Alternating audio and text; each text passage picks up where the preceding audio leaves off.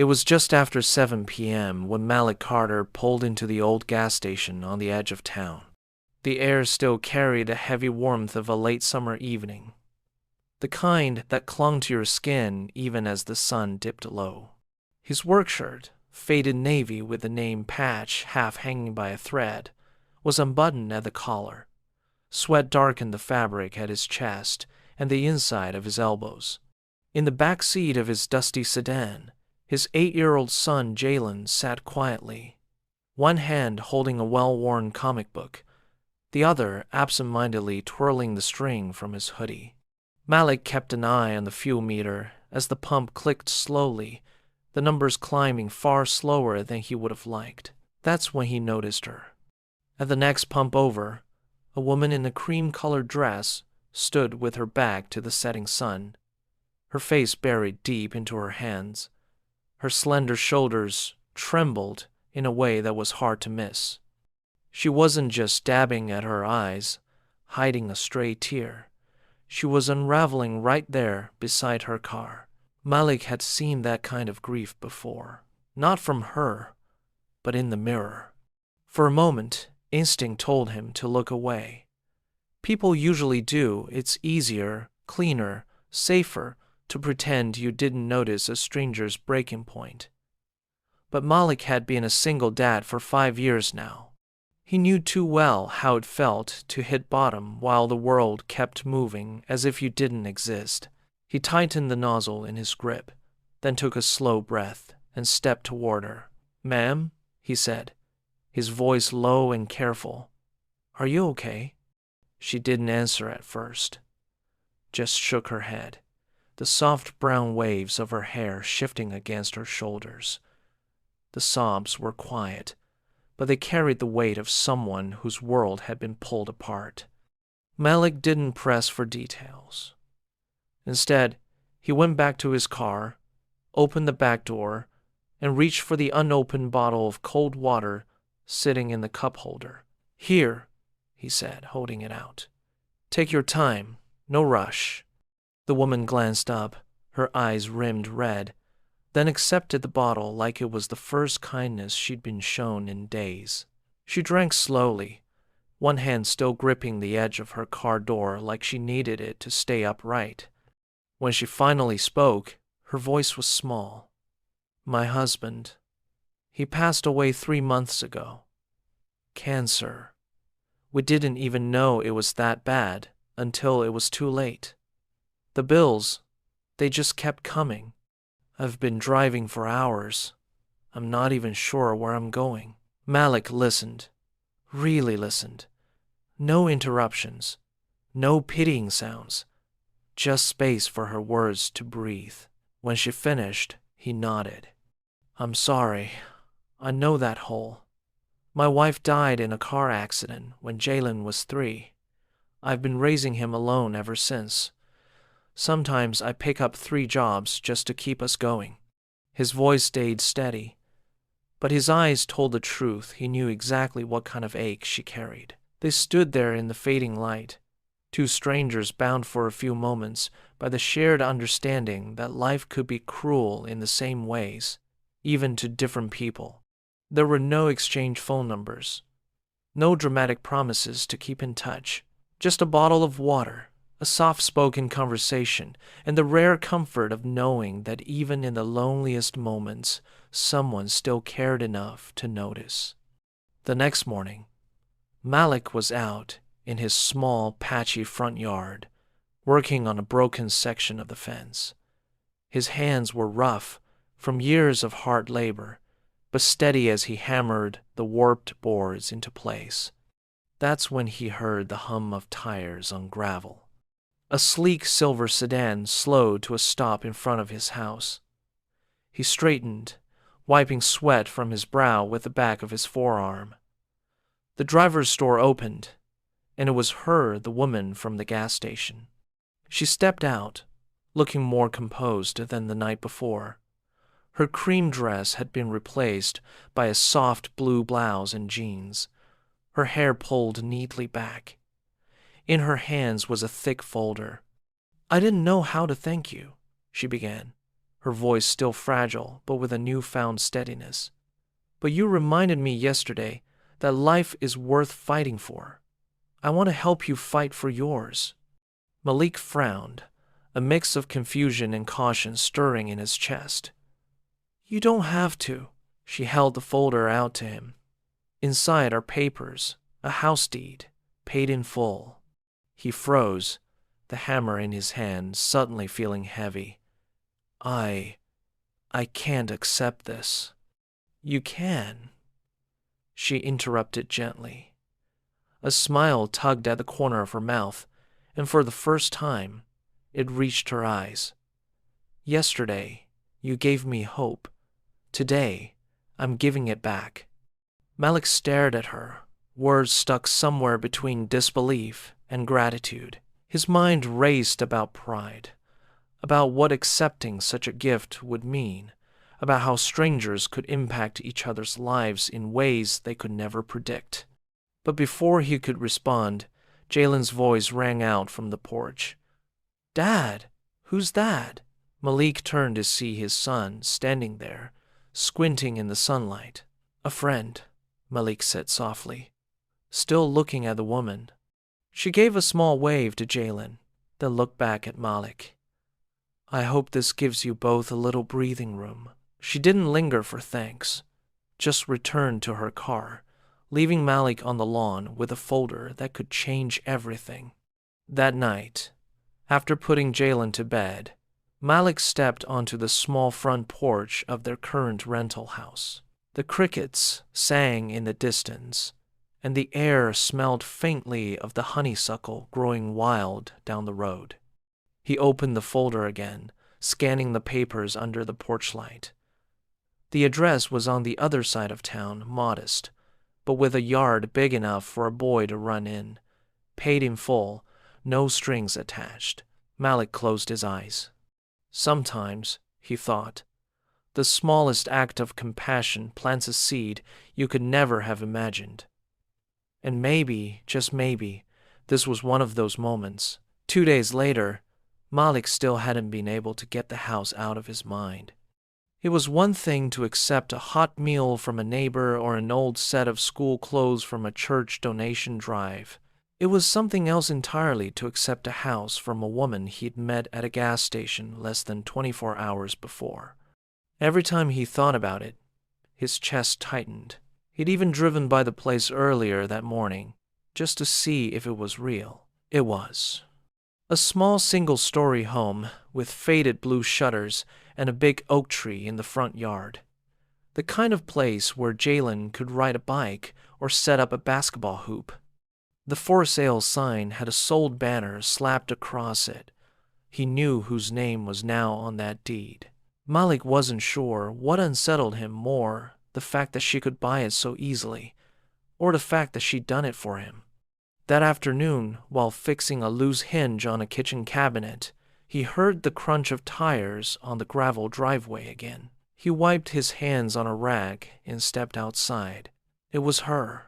She climbed out of the silver sedan, holding a brown paper bag. "I thought you might be hungry."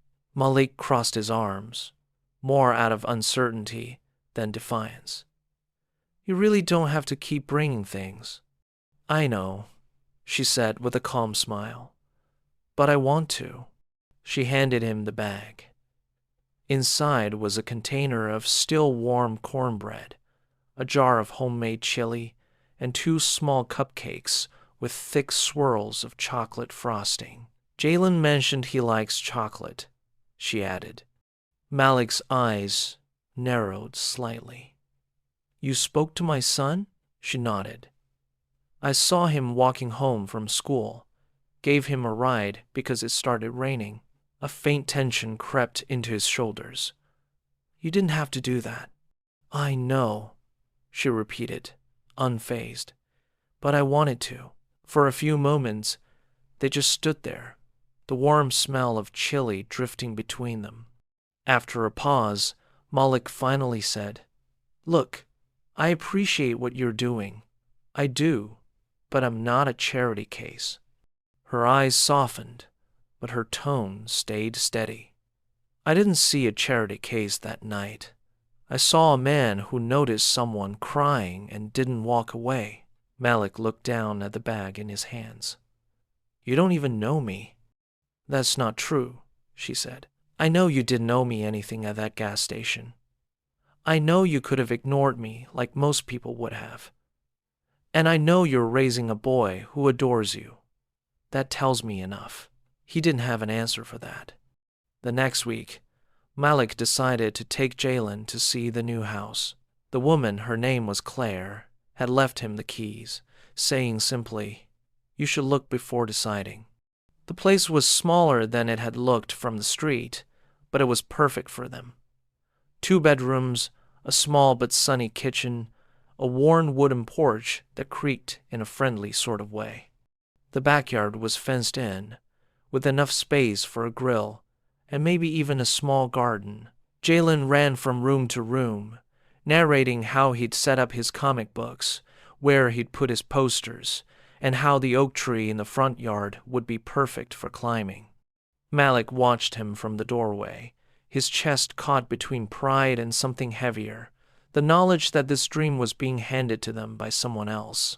When they left, Jalen was grinning ear to ear. "Dad, can we move in next week?" Malik ruffled his hair. "We'll see, little man." The following Saturday, Malik found himself standing outside a downtown cafe. Claire had asked him to meet her for coffee. He told himself it was just to talk about the house. But when he walked in and saw her at the corner table, hair pulled back, casual sweater, a notebook open in front of her, he realized it might be more than that. "Thanks for coming," she said as he sat down. "I wanted to clear the air," Malik replied.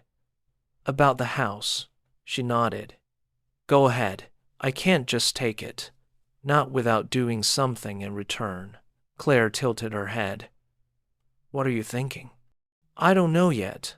Work, repairs, something. I can't just move in like I didn't get it from you." For the first time since they'd met, she smiled in a way that wasn't guarded at all. "Then we'll call it a trade." "For what?" She slid the notebook toward him. Inside were pages filled with ideas, sketches, lists, and rough plans.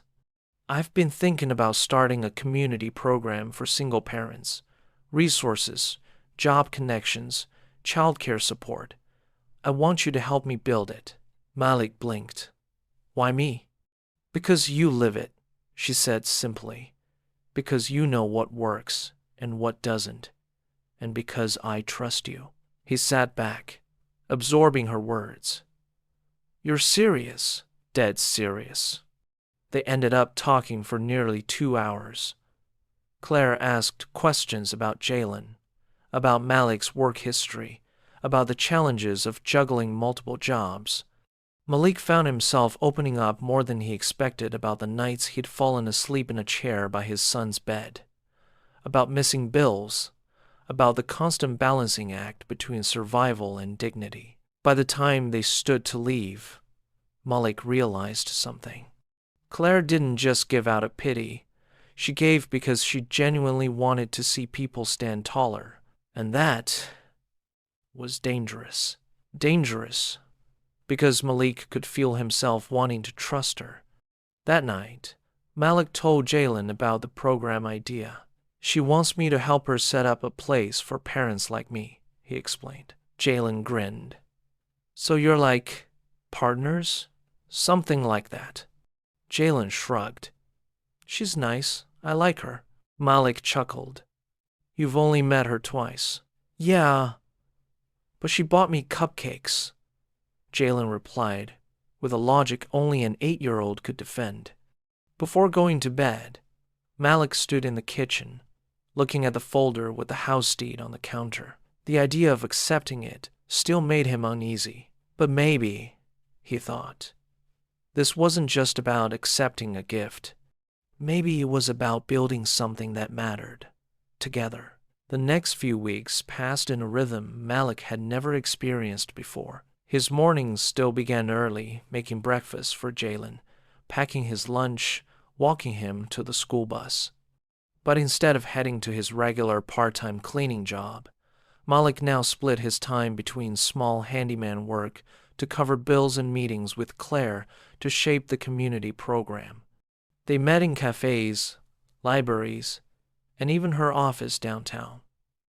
Malik would arrive with a spiral notebook full of ideas.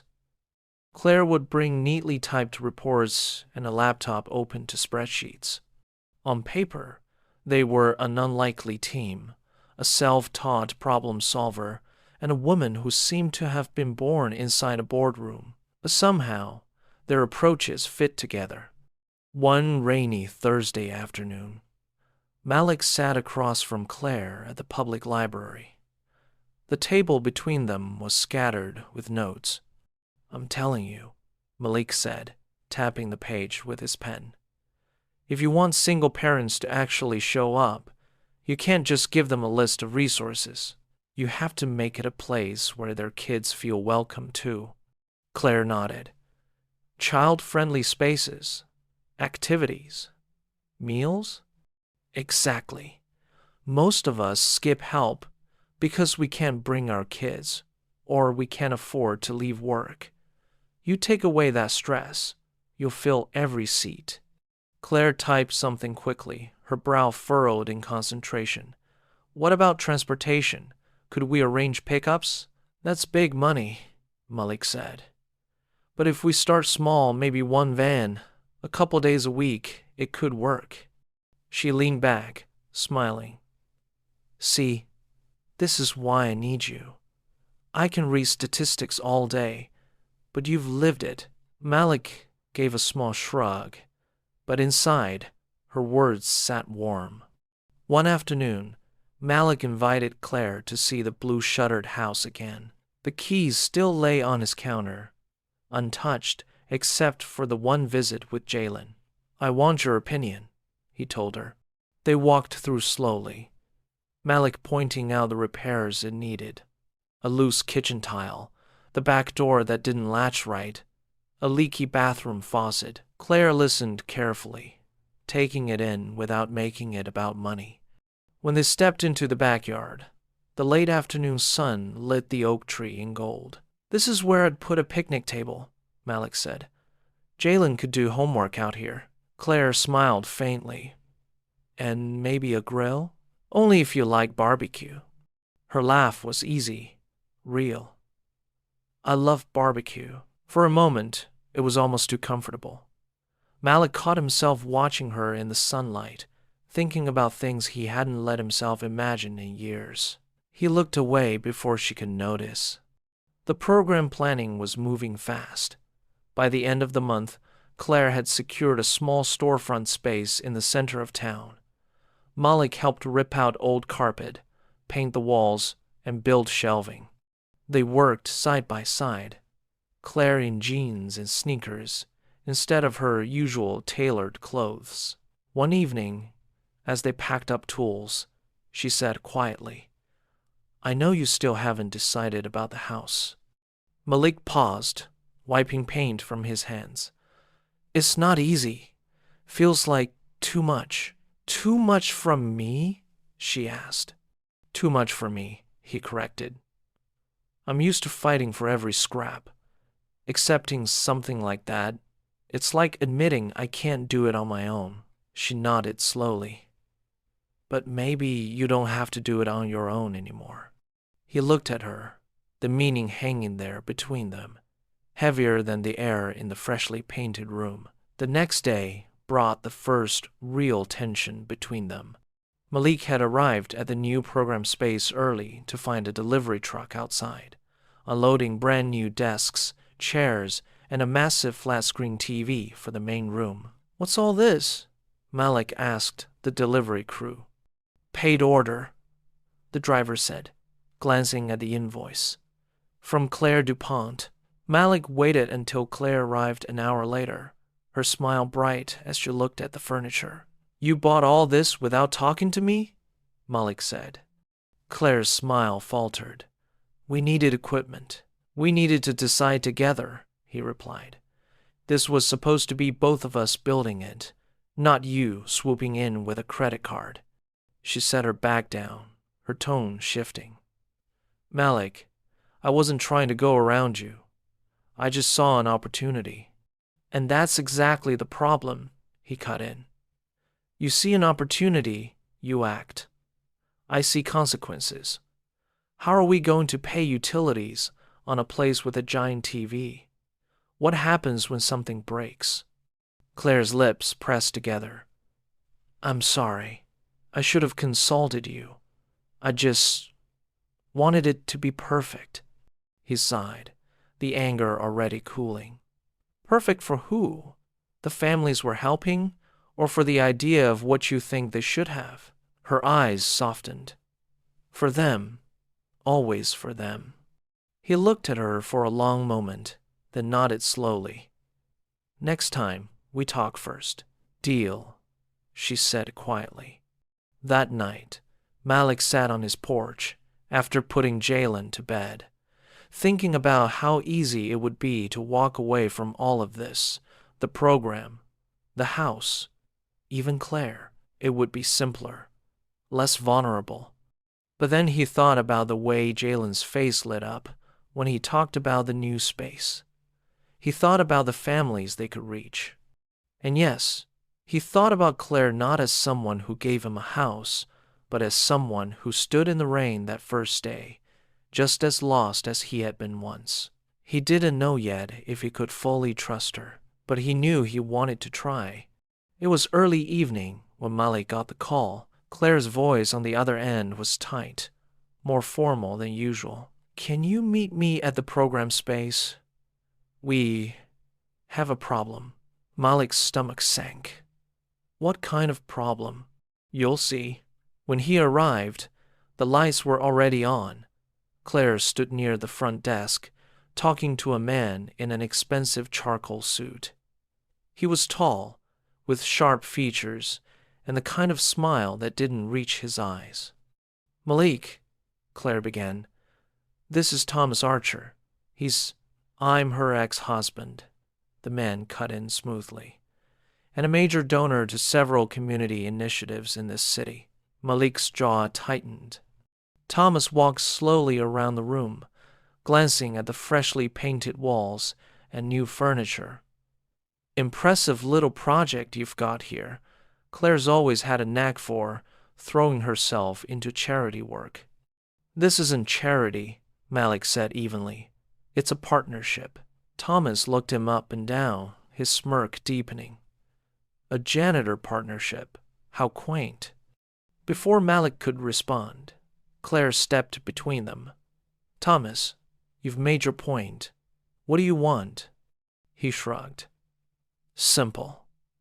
I want my name on this place if I'm going to keep certain doors open for you.